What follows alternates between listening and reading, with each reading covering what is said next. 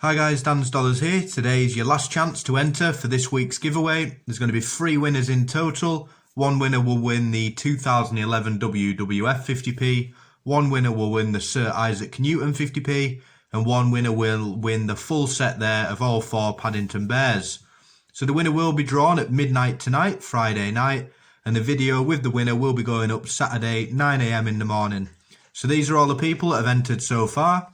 If your name isn't on this list, make sure that you comment on this video and then I can add you in and then you will be entered into the draw. If you are new to my channel and new to the giveaways, all of your names get put into a bowl. 3 winners this week will be chosen at random.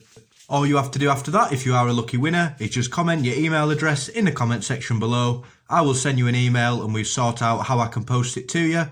All the postage is free, I'll sort all that out. So you can get your hands on these coins for free, either to add to your collections or start a new one.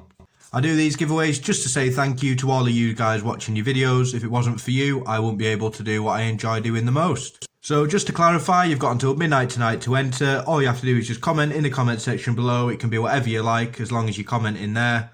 All I can say is good luck to everyone that's entered. There will be another giveaway going straight up after this one. And as always guys, thanks for watching.